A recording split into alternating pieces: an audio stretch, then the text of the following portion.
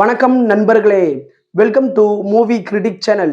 இன்னைக்கு நம்ம பார்க்க போற திரைப்படம் ஸ்லாஷர் பட ரசிகர்களின் ஃபேவரைட் மூவியான ஸ்கிரீம் படத்தோட 7வது பாகம் இப்ப ரீசெண்டா தியேட்டர்ஸ்ல வெளிவந்திருக்குது. இந்த படம் எந்த அளவுக்கு நம்மள அலற விட்டுச்சு அப்படிங்கிறத இந்த ரிவ்யூல தெரிஞ்சுக்கலாம்.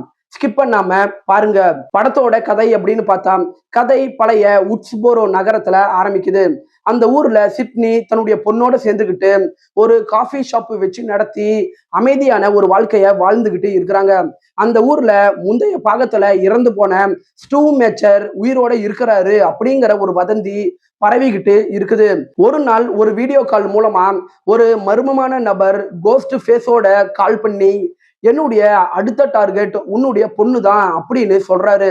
இதுக்கப்புறம் ஹீரோயின் தன்னுடைய பொண்ணை காப்பாத்த என்னென்ன முயற்சி பண்றாங்க அப்படிங்கிறதையும், உண்மையிலேயே அந்த கோஸ்ட் ஃபேஸுக்கு பின்னாடி இருக்கிறது ஸ்டூ மேச்சர் தானா அப்படின்னு சொல்றதுதான் படத்தோட மீதி கதையே.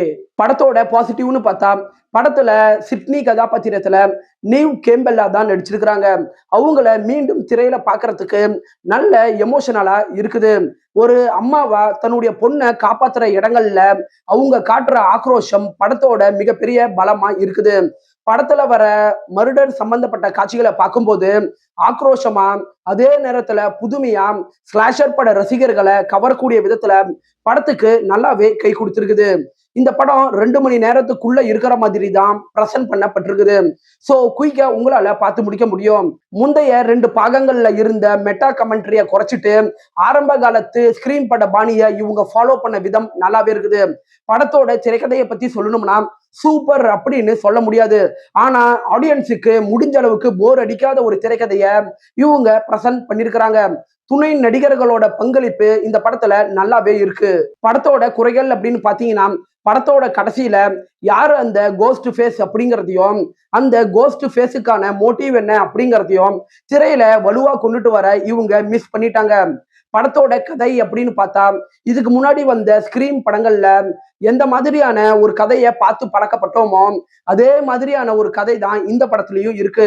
புதுவிதமா கொஞ்சம் கொண்டுட்டு வந்திருக்கலாம். அது மட்டும் இல்லாம ஸ்கிரீன் படத்துக்கே உரிதான அந்த திகில் அட்மாஸ்பியர் இந்த படத்துல கொஞ்சம் மிஸ் ஆகுது. படத்தோட விஷுவல்ஸ் மற்றும் லைட்டிங் கண்டிஷன் சில இடங்கள்ல மிட் லெவலா தான் இருக்குது. ஓவராலா இந்த படம் ஒரு ஆவரேஜான படம் தான்.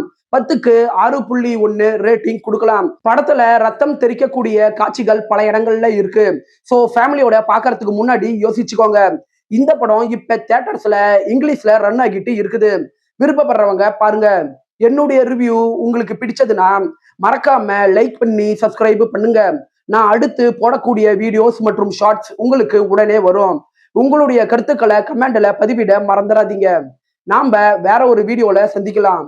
அது வரைக்கும் நன்றி, வணக்கம்.